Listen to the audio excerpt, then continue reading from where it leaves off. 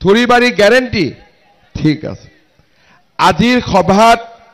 আমাৰ মাজত উপস্থিত আমাৰ প্ৰভাৰী হৰিশ দ্বিবেদী ডাঙৰীয়া মন্ত্ৰী কৌশিক ৰায় ডাঙৰীয়া আমাৰ দলৰ সাধাৰণ সম্পাদক পল্লৱ লোচন দাস ডাঙৰীয়া বিধায়ক অজয় কুমাৰ ৰয় ডাঙৰীয়া লক্ষীনাথ তাছা ডাঙৰীয়া ৰতন ৰয় ডাঙৰীয়া উজ্জ্বল কান্তি ৰয় ডাঙৰীয়া নৱ বৈশ্য ডাঙৰীয়া অভিৰাম মহানায়ক ডাঙৰীয়া প্ৰভাত বসুমতাৰী ডাঙৰীয়া প্ৰদীপ বায়ন ডাঙৰীয়া সুভাষ দত্ত ডাঙৰীয়া ভাস্কৰ ৰয় ডাঙৰীয়া তপন দাস ডাঙৰীয়া গজেন হাইনাৰী ডাঙৰীয়া আমাৰ বিভিন্ন বুথৰ পৰা অহা কাৰ্যকৰ্তা বন্ধু বান্ধৱীসকল আই মাতৃসকল আৰু সভাত উপস্থিত যুৱক যুৱতী বন্ধু বান্ধৱীসকল আজি বৰষুণৰ বতৰ আৰু বতাহ বৰষুণকো নেওচি সুবাইজাৰ আৰু থুৰিবাৰী পাৰিষদীয় সমষ্টিৰ আমাৰ প্ৰত্যেকটো বুথৰ কাৰ্যকৰ্তাসকল ইয়াত আহি উপস্থিত হৈছে আৰু মোক জনাইছে যে আপোনালোকে সুন্দৰভাৱে বুথ কমিটি ৱাইজ ইয়াতে বহিছে আৰু আমাৰ কাৰ্যকৰ্তা সন্মিলনখন সফল কৰাৰ বাবে ইয়াত সমবেত হৈছে যোৱা 3 দিন ধৰি মই বিটিআৰত মিটিং কৰিছো প্ৰথমে উদালগুৰিত মুদৈবাৰী হৰিচিঙা খালিংদুৱাৰ তাৰ পিছদিনা তামুলপুৰত আমাৰ দৰঙাজুলি নাগৰিজুলি আৰু শুক্লাই চাৰফাং যোৱাকালি বাক্সা জিলাত মই মুছলপুৰ আৰু মথনগুৰিত আমাৰ কাৰ্যকৰ্তাসকলৰ সন্মিলন অনুষ্ঠিত কৰিছিলো আৰু তিনিওখন জিলাতে আৰু আজি চিৰাং জিলাত আমাৰ দলৰ কাৰ্যকৰ্তাসকলৰ যি উপস্থিতি তাৰ পৰা মই ক'ব পাৰো যে এইবাৰ বিটিচিত আটাইতকৈ বেছি সিট বিজেপি দলে লাভ কৰিব তাত আজি কাৰো সন্দেহ নাই আটাইতকৈ বেছি সিট বিজেপিয়ে পাব মানুহৰ উৎসাহ মানুহৰ যোগদান এই গোটেইখিনিয়ে প্ৰমাণ কৰিছে যে এইবাৰ বিটিচিত আটাইতকৈ শক্তিশালী দল বিজেপি দল শ্ৰদ্ধাৰ ৰাইজ আপোনালোকে জানে যে আমাৰ বিটিআৰ গঠন হোৱাৰ পিছৰে পৰা বা তাৰ আগৰে পৰা আমাৰ বড়োলেণ্ড এটা অশান্তিকৰ পৰিবেশৰ মাজত বাস কৰিছিল আজি আমি ইয়াতে ইলেকশ্যনৰ বাবে ইয়াত আহিছো কিন্তু যিসকল বয়োজ্যেষ্ঠ ব্যক্তি আছে তেখেতসকলে মনত পেলাব যে এনেকুৱা এটা দিন আছিল য'ত নেকি বিটিআৰত আমাৰ ভোট দিয়াৰো অধিকাৰ নাছিল বন্দুক লোৱা AK-47 তেনেকুৱা মানুহবোৰ ইয়াত ঘূৰি ফুৰিছিল আৰু তেওঁলোকে যাকেই ভোট দিব কৈছিল মানুহে তাতেই ভোট দিছিল বড়োলেণ্ডত বিটিআৰত আগতে ভোট বন্দুক আৰু AK-47 লৈ মানুহে ভোট খুজিছিল কিন্তু যেতিয়াৰ পৰাই দিল্লীত মোদী চৰকাৰ হল দিছপুৰত বিজেপিৰ চৰকাৰ হল এতিয়া বিটিআৰত কোনেও বন্দুক লৈ ভোট নোখোজে নমস্কাৰ কৰি মানুহৰ পৰা ভোট খোজে মানুহক নমস্কাৰ কৰি কয় যে আমাক ভোট দিব লাগিব আপোনালোকে মনত পেলাওক আগতে কি আছিল মটৰচাইকেলত আহিলে গাড়ীত আহিলে অমুক চিনত ভোট দিব লাগিব মানুহে ভোটেই দিব না যায় কিন্তু আজি বিজেপি হক বিপিএফ হক ইউপিপিএল হক সকলোৱে কেনেকে ভোট লয় যে মই ৰাস্তা বনাই দিম স্কুল দিম অৰুণোদয় দিম নমস্কাৰ কৰি প্ৰত্যেক ক্যান্ডিডেটে আজি আমাৰ পৰা ভোট খুজিব আহে তাৰ মানে যি বিটিআৰত এদিন গণতান্ত্ৰিক পৰিৱেশ নাছিল, যি বিটিআৰত শান্তিৰ পৰিৱেশ নাছিল, সেই বিটিআৰত আজি গণতান্ত্ৰিক পৰিৱেশ উভতি আহিছে, শান্তিৰ পৰিৱেশ উভতি আহিছে। আজিৰ মিটিংখনে লক্ষ্য কৰক, এইখন বিজেপিৰ মিটিং। আগতে যদি এনেকে বিজেপিয়ে মিটিং কৰিলেহেঁতেন কোনবাই নহয় কোনবাই ক'লেহেঁতেন যে মিটিঙত নাযাবি। কিন্তু আজি আমাৰ বিটিআৰত ইমান পৰিৱৰ্তন হৈছে যে আজি এই স্থানত আমি সকলোৱে মিটিং কৰিব পাৰিছো, MLA ইলেকশ্যনত ভোট দিব পাৰিছো আৰু ৰাইজৰ পৰা আমি আশীৰ্বাদ বিচাৰিছো। ৰাইজক দাবী ধমকি দিয়াৰ পৰিৱেশ এতিয়া বিটিআৰত নাই। এই পৰিৱেশ কেনেকৈ আহিলে আপোনালোকে মনত পেলাওক। আমাৰ বিটিআৰত এতিয়ালৈকে কাগজৰ হিচাপত 4,000 মানুহৰ মৃত্যু হৈছিলে। কাগজ নোহোৱা, পুলিচৰ লগত খবৰ নোহোৱা আৰু কিমান মানুহ বিটিআৰত মৰিছে তাৰ হিচাপ কাৰো লগত নাই। আজি মোদী ডাঙৰীয়াৰ চৰকাৰ আহিলে, 2020 চনত বিটিআৰ চুক্তি হ'ল, 2021 চনত মই অসমৰ মুখ্যমন্ত্ৰী হলো। যোৱা 5 বছৰত বিটিআৰত এজনো মানুহ মৰা নাই, এটাও গুলিকাণ্ড হোৱা নাই, এটাও বোমা বিস্ফোৰণ হোৱা নাই, এটাও আন্দোলন হোৱা নাই, এজন মানুহৰ ওপৰতো কোনো অত্যাচাৰ হোৱা নাই। যিখন বিটিআৰ এটা দিন আছিল, কোনো মানুহে কল্পনা কৰিব পৰা নাছিল যে এনেকুৱা এটা পৰিৱেশ হ'ব। আজি বিটিআৰ শান্তি আৰু এটা বিকাশৰ পথেৰে যাত্ৰা কৰিবলৈ সক্ষম হৈছে। আপোনালোকে চিন্তা কৰক, যদি অসমত বিজেপিৰ চৰকাৰ নাহিলেহেঁতেন, দিল্লীত যদি মোদী ডাঙৰীয়াৰ চৰকাৰ নাহিলেহেঁতেন, আমি বিটিআৰত, বিজনীত, আমি চিৰাং, কাজলগাঁও, ওদালগুৰি, কোকৰাঝাৰত এনেকুৱা এটা পৰিৱেশ পালোহেঁতেন নেকি? আজি সকলো মানুহে মোক কয়, যি ধৰ্মৰ মানুহে নহওক কিয়, যি ভাষা-ভাষী মানুহে নহওক কিয়, সকলোৱে কয় যে অসমতো পৰিৱৰ্তন হৈছে, বিটিআৰতো পৰিৱৰ্তন হৈছে। শ্ৰদ্ধাৰ ৰাইজ, আমি সকলোৱে বুজি পাওঁ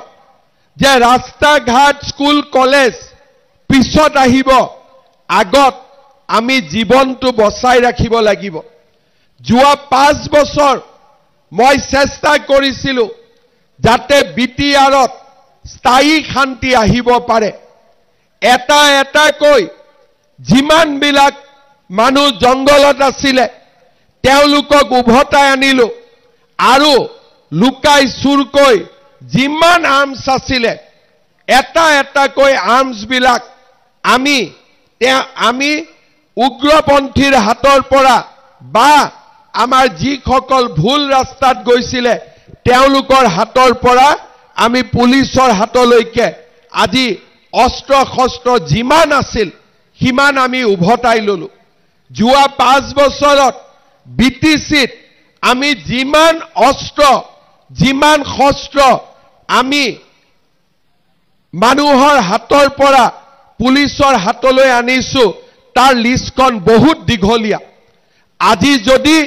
বিজেপি দল নাথাকিলেহেঁতেন এই কাম কোনেও কৰিব নোৱাৰিলেহেঁতেন। আজি আপোনালোকে দেখা পাব যে বিজেপি বিটিআৰত ৰাইজৰ হৈ থিয় হৈ আছে কাৰণে আজি বিটিআৰ সম্পূৰ্ণৰূপে শান্তিত আছে আৰু আজি আমি নিৰ্বাচনৰ বাবেও সাজু হৈছোঁ। শ্ৰদ্ধাৰ ৰাইজ, যোৱা 5 বছৰ আছিল শান্তিৰ কাৰণে, যাতে এটা সম্প্ৰদায়, এটা গোষ্ঠী আন এটা গোষ্ঠীৰ ওচৰ চাপি আহিব পাৰে, মানুহৰ মাজত সমন্বয় সৃষ্টি হ'ব পাৰে। আজি সেই পৰিৱেশ আমি পালোঁ। এতিয়া আমাৰ দায়িত্ব কি? এতিয়া আমাৰ লক্ষ্য কি? এই বিটিআৰক আমি সৰ্বাংগ সুন্দৰ কৰি নিৰ্মাণ কৰা কিন্তু তেতিয়ালৈকে এই বিটিআৰ সৰ্বাংগ সুন্দৰ নহব যেতিয়ালৈকে সকলো জাতি জনগোষ্ঠীয়ে এই বিটিআৰক নিজৰ বুলি নাভাবিব সেই কাৰণে মই যতেই গৈছো এইবাৰ তাতেই কৈছো যে অহা 5 বছৰত মোৰ লক্ষ্য হ'ব বিটিআৰত যাতে কোনো দ্বিতীয় শ্ৰেণীৰ নাগৰিক নাথাকে সকলো প্ৰথম শ্ৰেণীৰ নাগৰিক হ'ব পাৰে সকলো প্ৰথম শ্ৰেণীৰ নাগৰিক হ'ব পাৰে শ্ৰদ্ধা ৰাইজ বড়ো জনগোষ্ঠীৰ লোকে ৰাভা সোণোৱাল কছাৰী আমাৰ মদাহী বৰ্মন কছাৰী সকলো লোকে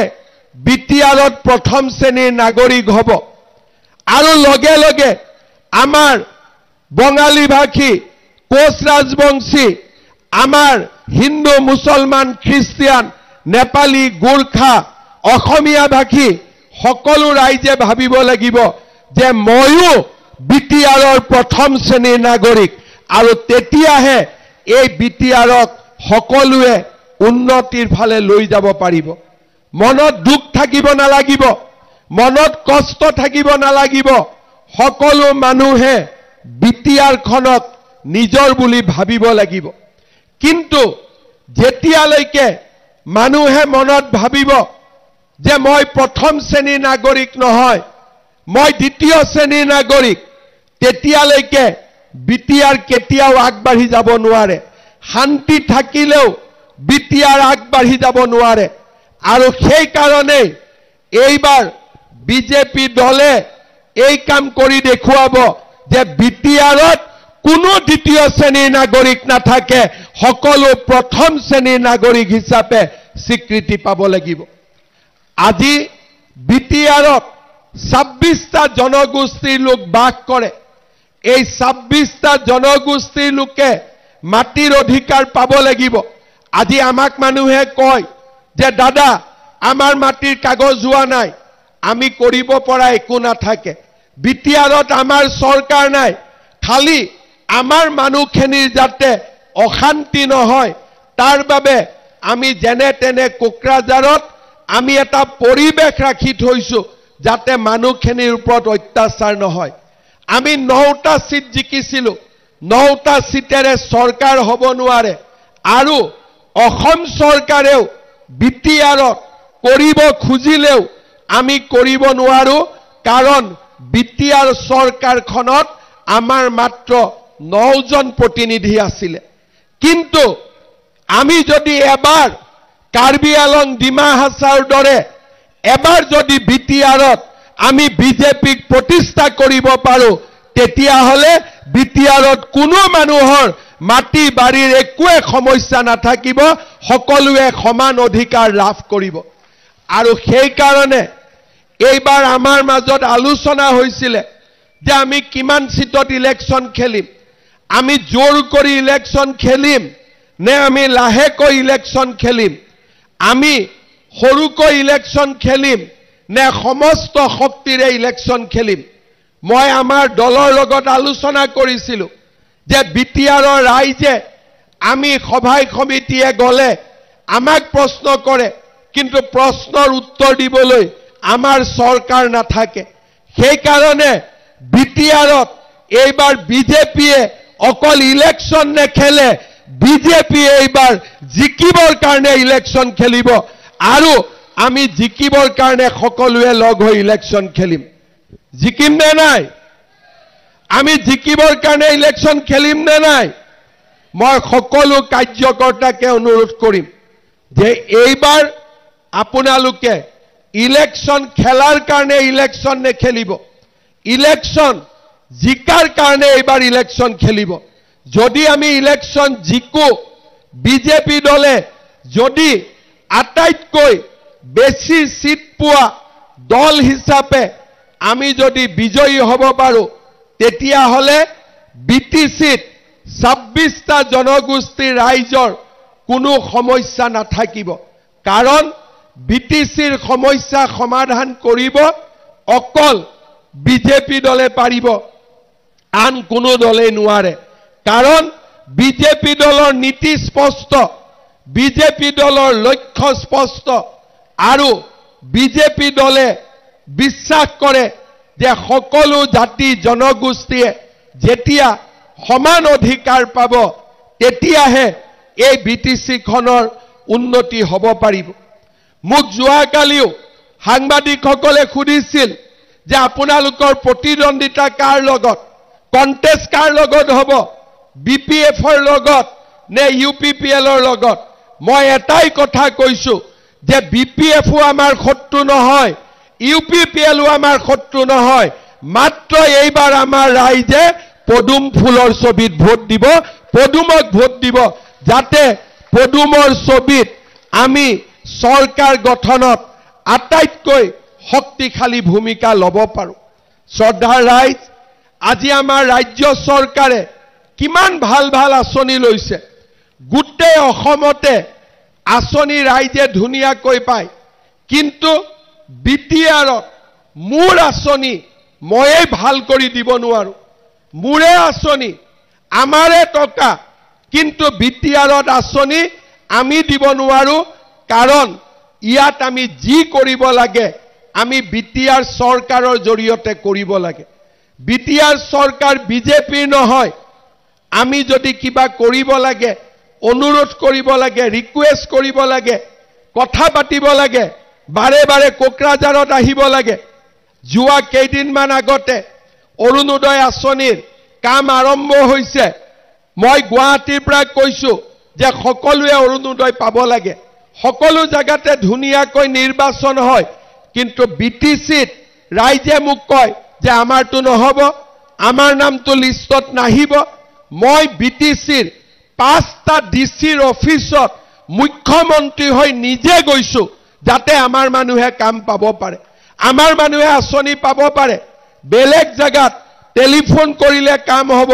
কিন্তু বিটিআৰত বিজেপিৰ চৰকাৰ নাই। আমি এটা এটাকৈ অনুৰোধ কৰি কৰি কৰি ৰাইজৰ কাম কৰিব লাগে। আজি আপোনালোকে যদি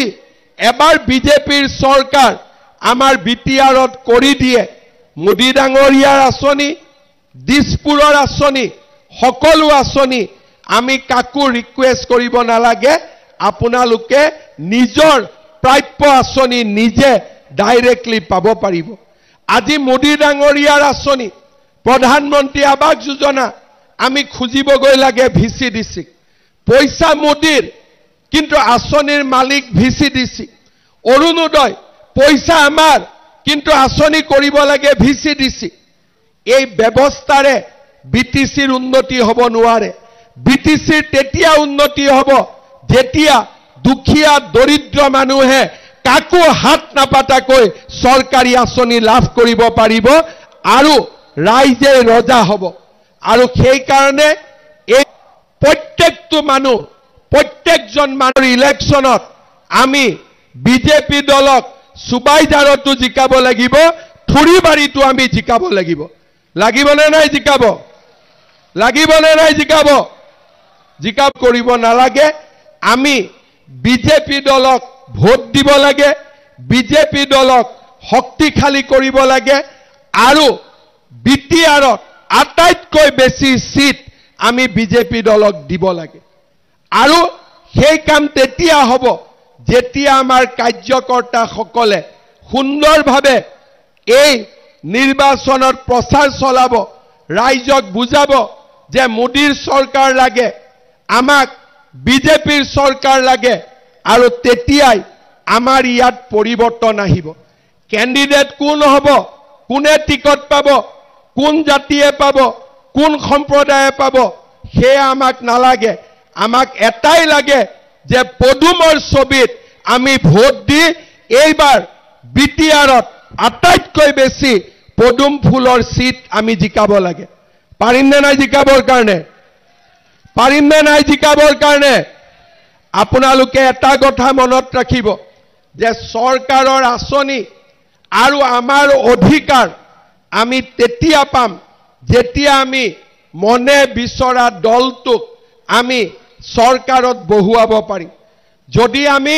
মনে বিচৰা দলটোক চৰকাৰত আমি বহুৱাব নোৱাৰো, তেতিয়াহ'লে আমি কেতিয়াও আমাৰ লক্ষ্যত উপনীত হ'ব নোৱাৰো আজি আমাৰ চৰকাৰে কিমান আঁচনি লৈছে আগত কোনো চৰকাৰে ইমান আঁচনি লোৱা নাছিল আজি আপোনালোকে জানে যে অৰুণোদয় আঁচনিত আমি মাহত 1250 টকা এটা দুখীয়া পৰিয়ালে লাভ কৰে কিন্তু আমাৰ ইয়াত মই যদি এতিয়া খুধো অৰুণোদয় কিমানে পাইছে এবাৰ হাত ডাঙকচোন অৰুণোদয় কিমানে পাই আছে হাত ডাঙক আৰু যদি মই এতিয়া নলবাৰীত গৈ খুধো কিমানে অৰুণোদয় পাই আছে এই হলটো সবে হাত ডাঙি দিব কিহৰ কাৰণে যে তাতে আমি ডাইৰেক্টলি আঁচনি আমি দিব পাৰো ইয়াত আমি দিব নোৱাৰো বিজেপিৰ চৰকাৰ নাই এইবাৰ আমি চেষ্টা কৰিছো যে আগতকৈ বেছি মানুহে পাওক কিন্তু যদি বিজেপিৰ চৰকাৰ হয় তেতিয়া হলে আমি সকলোকে এই আঁচনি বিলাকৰ সুবিধা আমি দিব পাৰিম শ্ৰদ্ধাৰ ৰাইজ আমি যদি বঞ্চিত হৈ থাকো আমি যদি আমাৰ অধিকাৰৰ কাৰণে কথা নকওঁ আৰু আমি যদি বিজেপিৰ এখন চৰকাৰ নাপাতো আমি সদায় পিছ পৰি থাকিব লাগিব আজি 1250 টকা অৰুণোদয় আঁচনি এইবাৰ আমি ঠিক কৰিছো যে অৰুণোদয় যিসকলে পাব তেওঁলোকক আমি গ্যাস কিনিবৰ কাৰণেও 250 টকা আমি ৰাজ সাহায্য দিম অৰ্থাৎ এটা গ্যাসৰ দাম যদি 950 টকা অৰুণোদয় পৰিয়ালে গ্যাস কিনিলে 700 টকাত গ্যাস পাব এটা গ্যাসৰ সিলিন্ডাৰৰ দাম যদি 550 টকা অৰুণোদয় পৰিয়ালে গ্যাস কিনিলে তেও মাত্ৰ 300 টকাত এটা গ্যাস পাব আগতে আমাৰ ৰেশন কাৰ্ড আমি ৰেশন কাৰ্ডত অকল মাত্ৰ চাউল পাইছিলো এতিয়া 1 অক্টোবৰৰ পৰা ৰেশন কাৰ্ডত আমি চেনিও পাম কম দামত ডালিও আমি কম দামত পাম আমি নিমখো কম দামত পাম অৰ্থাৎ চৰকাৰে আমাক অৰুণোদয় দিলে চৰকাৰে আমাক গ্যাসৰ সিলিন্ডাৰ কম দামত দিলে চৰকাৰে আমাক ডালি কম দামত দিলে চৰকাৰে আমাক চেনি কম দামত দিলে চৰকাৰে আমাক নিমখ কম দামত দিলে আগতে কোনো চৰকাৰে ৰাইজৰ কাৰণে এই কামবিলাক কৰা নাছিল আমি যদি বিটিচিত এবাৰ বিজেপিৰ চৰকাৰ যত নেকি বিজেপিৰ শক্তিশালী ভূমিকা থাকিব এই গোটেই আঁচনিবিলাকৰ সুবিধা আমি বিটিআৰতো দুখীয়া মানুহক দুখীয়া জনসাধাৰণক আমি দিব পাৰিম ইউপিপিএল বিপিএফ তেওঁলোকৰ চৰকাৰ বিটিআৰৰ ভিতৰতে থাকে তেওঁলোকে দিল্লীৰ পৰাও টকা আনিব নোৱাৰে দিছপুৰৰ পৰাও আনিব নোৱাৰে কিন্তু বিজেপি যদি লগত থাকে দিল্লীৰ পৰাও পইচা আহিব দিছপুৰৰ পৰাও পইচা আহিব আৰু আমি সকলোৱে মিলি একেলগে বিটিআৰ খনক উন্নয়নৰ পথত আমি আগুৱাই লৈ যাব পাৰিম আজি অহাকালি আমাৰ ছোৱালীসকলৰ বাবে নিযুত মইনা আঁচনি আৰম্ভ হ'ব হাই সেকেন্ডাৰী পঢ়া ছোৱালীয়ে মাহত 1000 কৈ টকা পাব ডিগ্ৰী পঢ়া ছোৱালীয়ে 1250 কৈ টকা পাব আৰু ইউনিভাৰ্চিটিত পঢ়া ছোৱালীয়ে মাহত 2500 কৈ টকা পাব ৰাজ্য চৰকাৰৰ আঁচনি যোন ছোৱালীয়ে কলেজত পঢ়িব আমি তাকেই সেই আঁচনি আমি দিব পাৰিম কিন্তু আমি এটা কথা জানো যে কলেজত সকলোৱে পাব সেই কাৰণে এই আঁচনি সকলোৱে পাব কিন্তু গাঁৱত যেতিয়া সিলেকশন কৰিব লাগিব তেতিয়া আমি সকলোৱে সমানে আঁচনিবিলাক নাপাওঁ আৰু সেই কাৰণে আমাক বিজেপিৰ চৰকাৰ লাগিব বিজেপি কোকৰাঝাৰত বিজেপি দিছপুৰত বিজেপি দিল্লীত আপোনালোকে তেতিয়া বিশ্বৰামতে আমি সমাজখনক আগুৱাই লৈ যাব পাৰিম শ্ৰদ্ধাৰ ৰাইজ আমি মিছন বসুন্ধৰা কৰিলো অসমৰ চাৰিওফালে মানুহে মাটিৰ কাগজ পাইছে কিন্তু বিটিআৰত আজিও আমি আগবাঢ়ি যাব পৰা নাই কিয় আগবাঢ়ি যাব পৰা নাই কাৰণ আমাৰ মাত্ৰ 9টা সিট 40টা সিটৰ ভিতৰত বিজেপি যোৱাবাৰ মাত্ৰ 9টা সিটত ইলেকশন জিকিছে 9টা সিটত সৰকাৰ নহয় 9টা সিটত জিকা পাৰ্টিক কোনেও যিমান গুৰুত্ব দিব লাগে সিমানো গুৰুত্ব নিদিয়ে কিন্তু এইবাৰ যদি আমি ইলেকশনত সকলোৱে যদি লগ হৈ বিজেপি দলক শক্তিশালী কৰি নিৰ্মাণ কৰিব পাৰো তেতিয়া হলে ৰাইজেও যিমান সমস্যা ভোগ কৰি আছিল সেই সমস্যা বিলাকৰ পৰা ৰাইজ মুক্ত হ'ব পাৰিব আৰু সেই কাৰণে মোৰ সহজ ৰাস্তা আছিল মই যদি বিপিএফৰ লগত এলায়েন্স কৰিলোহেতেন আৰামত জিকিব পাৰিলোহেতেন ইউপিপিএলৰ লগত এলায়েন্স কৰিলেও মই আৰামত জিকিব পাৰিলোহেতেন কিন্তু আমি জিকিব পাৰিলোহেতেন ৰাইজৰ সুবিধা নহলহেতেন আমাক জিকাৰ কাৰণে সহজ ৰাস্তা নালাগে আমি টান ৰাস্তাৰে যাম কাৰণ আমি ৰাইজক উপকাৰ কৰিব লাগিব ৰাইজক আমি সমান অধিকাৰ দিব লাগিব আজি আপোনালোকে চিন্তা কৰক মই যদি হাগ্ৰামা মহিলাৰিক কলোহেতেন যে মোক 15টা সিট দিয়ক আপুনি 25টাত খেলক কোনো কথা নাছিল প্ৰমোদ বৰুক যদি মই কলোহেতেন যে আপুনি মোক 15টা সিট দিয়ক আপুনি 25টা সিটত ইলেকশন খেলক কোনো অসুবিধা নহলহেতেন ধুনিয়াকৈ আমাৰো যিকেটা জিকিব লাগে জিকি গলহেতেন 8টা 9টা জিকি গলহেতেন কিন্তু 8টা 9টা জিকিলে আমি সৰকাৰত একোৱে কৰিব নোৱাৰো খালি হাত চাপৰি মাৰিবৰ কাৰণে আমি তাতে যাব লাগিব যোৱা 5 বছৰত আমাৰ অভিজ্ঞতা যে যদি বিজেপি বিটিআৰত শক্তিশালী হ'ব নোৱাৰে তেতিয়া হলে আমি কেতিয়াও মানুহৰ কাম কৰিব নোৱাৰো আৰু সেই কাৰণে এইবাৰ আমি কৈছো যে আপোনালোকে পদুমত ভোট দিয়ক পদুমে শক্তিশালী হ'ব বিটিআৰত কোনো দ্বিতীয় শ্ৰেণীৰ নাগৰিক নাথাকিব সকলো প্ৰথম শ্ৰেণীৰ নাগৰিক হ'ব পাৰিব সকলোৱে নিজৰ বিটিআৰখনক নিজে বিচৰা ধৰণে আগবঢ়াই লৈ যাব পাৰিব ইলেকশন ডিক্লেয়াৰ কৰিব এতিয়াও বাকি আছে মই আপোনালোকক খুদিছো বিজেপিয়ে নিজে খেলিব লাগে নে বেলেগৰ লগত হাত মিলাই ইলেকশন খেলিব লাগে এবাৰ পাক্কা কথা কওক নিজে খেলিব লাগে নে হাত মিলাই ইলেকশন খেলিব লাগে আধাইটো একো মাতা নাই তাৰমানে হাত মিলাই খেলিব লাগে নেকি নিজে খেলিব লাগে নে হাত মিলাই খেলিব লাগে আৰু অলপ ডাঙৰ কৰি কওক আমাৰ হৰিশ দ্বিবেদী প্ৰভাৰী দিল্লীৰ পৰা আহিছে শুনি আছে পিছত মোক কৈ ক'ব যে সবেইটো কোৱা নাই গতিকে দাদা হাত মিলাই ইলেকশন খেলক আপোনালোকে পাক্কা কথা কওক হাত মিলাই ইলেকশন খেলিব লাগে নে পদুমৰ চিনত ইলেকশন খেলিব লাগে পাক্কা কিন্তু পিছত পদুমক ওপৰত উঠাই দিয়াকৈ ভোট নিদিলে নহব সকলোৱে দিনে ৰাতি কষ্ট কৰিব লাগিব ৰেডি আছে নে নাই কষ্ট কৰিব ৰেডি আছে নে নাই পিছত ক'ব আমাৰ মনৰ মতন ক্যান্ডিডেট নহল সেই কাৰণে হাৰি গল তেনেকুৱা হ'ব পাৰে নেকি ক্যান্ডিডেটটো একটাই হ'ব 5টা ক্যান্ডিডেটটো হ'ব নোৱাৰে নে পাৰে 5টা ক্যান্ডিডেট হ'ব গতিকে জুনে ক্যান্ডিডেট নহক কিয় আমি সকলোৱে তেওঁৰ কাৰণে কষ্ট কৰিম নে নকৰিম পাক্কা কৰিম আপোনালোকে এটাই কথা মনত ৰাখিব এইবাৰ চাৰিওফালে মই উদালগুৰি গৈছো তামুলপুৰ বাক্সা চিৰাং কোকৰাঝাৰ এনেকুৱা বিজেপিৰ মিটিং আগত হৈছিল নেকি কেতিয়াবা হৈছিল নেকি এইবাৰ আমাৰ সকলো মানুহ জাগ্ৰত হৈছে এইবাৰ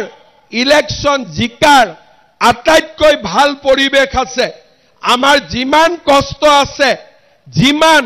আমাৰ মনত দুখ আছে যিমান আমাৰ মনত বেদনা আছে এইবাৰ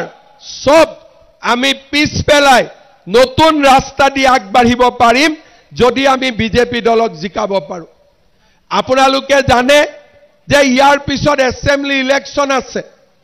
2026 চনত মই মুখ্যমন্ত্ৰী হ'ব লাগে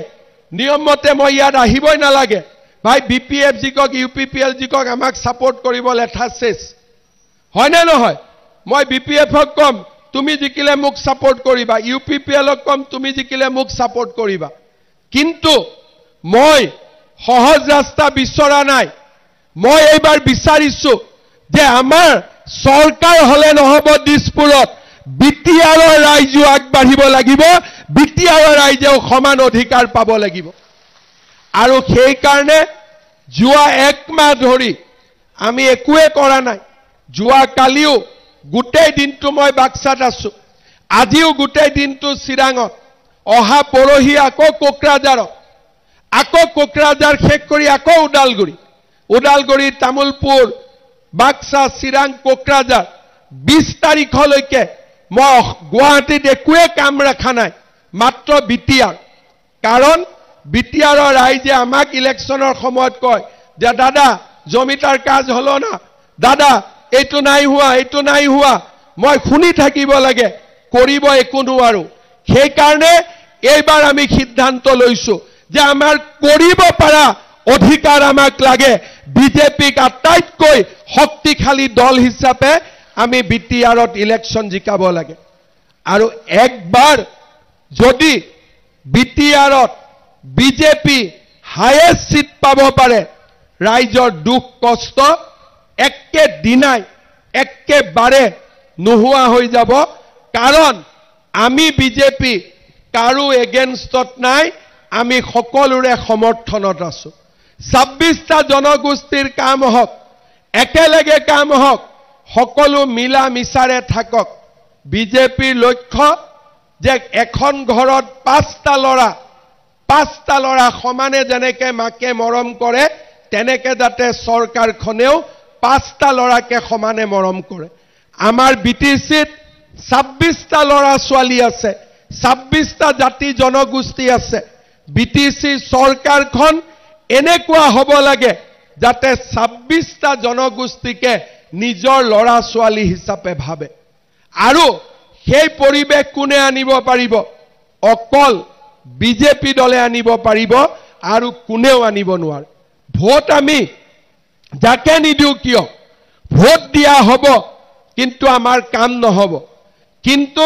যদি আমি বিজেপি দলক জিকাও, বিজেপি দল শক্তিশালী হয়, সকলো আমাৰ 26টা জনগোষ্ঠী নিজৰ ল'ৰা ছোৱালীৰ দৰে চৰকাৰখনে মৰম কৰিব, আৰু আমি আগবঢ়াই লৈ যাব পাৰিম। আজি মই বিজনীত আছো, অজয় ৰয়ক যোৱাবাৰ আপোনালোকে জিকুৱাইছিলে। আজি আপোনালোকে নিজে দেখিছে যে আমি বিজনীত বিটিআৰ চৰকাৰ নাথাকোতেও আমি যিমান পাৰো, যিমান প্ৰতিশ্ৰুতি দিছিলো, গোটেইখিনি কাম আমি কৰিছো। কিন্তু কাম আৰু 3 গুণ হ'ব লাগিছিল, আৰু 4 গুণ হ'ব লাগিছিল। কিন্তু কাম কৰিবৰ কাৰণে অজয় ৰয়ে যদি কয় অমুক গাঁৱত মাটিটো লাগে, বিটিআৰে উল্টা ফালে মাটিটো দি দিয়ে, বোলে এই ৰাস্তা কৰিব লাগে, নহয় এইফালৰ পৰা আৰম্ভ কৰিব লাগে। কিন্তু কোকৰাঝাৰতো যদি আমাৰ অধিকাৰ থাকে, দিছপুৰতো আমাৰ অধিকাৰ থাকে, দিল্লীতো অধিকাৰ থাকে, তিনিটাই একেলগে একে ডাইৰেকশ্যনত আমি সমাজখনক আগুৱাই লৈ যাব পাৰিম। আৰু সেই কাৰণে ৰাইজক মই আহ্বান জনাম, আপোনালোকে যাতে এইবাৰ বিজেপিক ইলেকশ্যনত ভোট দিয়ে, পদুমত ভোট দিয়ে। মই যোৱাকালি মোক এজন সাংবাদিকে সুধিছিল যে আপোনালোকে কেইটা সিটত ইলেকশ্যন খেলিব। মই কৈছিলো যে মই 20 তাৰিখৰ আগতে 20ৰ পৰা 25ৰ ভিতৰত ইলেকশ্যন ডিক্লেয়াৰ হ'ব। মই কৈছিলো যে 20 তাৰিখৰ আগতে মই সব সমষ্টিত যাম, ৰাইজক সুধিম ইয়াত বিজেপি খেলিব লাগে নে নালাগে। যদি ৰাইজে কয় নালাগে, আমি নেখেলো, লাগে যদি আমি খেলিম। আৰু সেই কাৰণে মই সকলো ৰাইজকে ভাবি চিন্তি আপোনালোকক মই উত্তৰ দিব কম, সুবাইজাৰত আমি ইলেকশ্যন খেলিব লাগে নে নালাগে, নে নাঙলক সাপোৰ্ট কৰিব লাগে, নে ট্ৰেক্টৰক সাপোৰ্ট কৰিব লাগে, নে পদুমক লাগে? পাক্কা কথা কওক, পদুম হ'ব? এই পিছফালে কোৱাই নাই, পদুম লাগিব নে নালাগিব? পাক্কা? পিছত নকব অমুক কেণ্ডিডেট হল কাৰণে হাৰি গল বুলি। জিকিব নে নাই পদুম? সুবাইজাৰ, থুৰিবাৰী, পদুম লাগে নে নালাগে? পাক্কা কথা কওক, চিন্তা কৰি। পিছত বোলে ওই ক্যান্ডিডেট হলো না, ওনাকে আমি ভোট দিবে না, এরকম হলে হবে না। ঠিক আছে? পদুম লাগে না না লাগে? পাক্কা লাগে? ঠিক আছে ইয়াতে মোক ৰাইজে কৈ আছে যে যোৱাবাৰ যি কাৰণ হৈ গ'লটো হৈ গ'ল কিন্তু বিজনী ৰেল ষ্টেচনত কলিকতাত যাব চেন্নাইত যাব আৰু জম্মু কাশ্মীৰ যাব ৰেলৰ একটা ষ্টপেজ লাগে লাগে নেকি নালাগে নেকি এই তোমাকে লাগে কি না লাগে ঠিক আছে লাগে তাৰ পিছত ইয়াত ৰাইজে কৈছে যে মনেশ্বৰী গাঁৱত এটা ৰেলৱে আন্ডাৰপাস লাগে লাগে নেকি এইটো তো না লাগে পাক্কা লাগে তাৰ পিছত ৰাইজে কৈছে যে নাংগ দৰবাৰী কানামাকৰা ব্ৰিজৰ পৰা কুজৰাগুৰি ভিলেজলৈকে ইৰোশন গৰাখনীয়া কন্ট্ৰোল লাগে গৰাখনীয়া হৈ আছে নেকি ইয়াতে আচ্ছা কোনটা জায়গা অজয় সুবাইজাৰ কোনটা জায়গা খুজৰাগুৰি ইয়াতে সুবাইজাৰ মানে নালাগে বুলি কৈ আছে খুজৰাগুৰিত লাগে না নালাগে গৰাখনীয়া কন্ট্ৰোল আই নদী কানামাকৰা ৰিভাৰ প্ৰটেকশ্যন বান লাগে কালামাটিত লাগে নেকি হেতু কত সুবাইজাৰ কি থুৰিবাৰী সুবাইজাৰ মাস্টাৰ ড্ৰেইন লাগে বিজনী টাউন অডিটৰিয়াম লাগে বিজনী ইনডোৰ ষ্টেডিয়াম লাগে বিজনী কুকলুং টু এটো কি ৰাঞ্জি ঝৰা হাতী আক্ৰমণ আছে নেকি আৰু কমাৰ্চ কলেজ লাগে বিজনী উলুবাৰী এইকেটা ঠিকে লিখিছে না লিখা নাই ঠিকে লিখিছে পাক্কা লিখিছে ঠিক আছে ইলেকশনৰ আগত এসেম্বলি আগত তো গুটেই কেটা কৰি দিব নোৱাৰো কিন্তু ৰেল তেল ৰখাই দিম ইয়াতে হ'ব বিজনেস পাক্কা ৰেল তেল ৰখাই দিম হ'ব এইখিনি তো হৈ যাব এইখিনি মই কৰি দিম ঠিক আছে এতিয়া মোক ফাইনালি কক বিজেপি জিকিব নে নাই মই আজি খুদিব কাৰণে আহিছো জিকিব নে নাই বিজেপি পাক্কা ঠিক আছে তেতিয়াহলে মই কত কত ইলেকশন খেলিম লিষ্ট বনাই আছো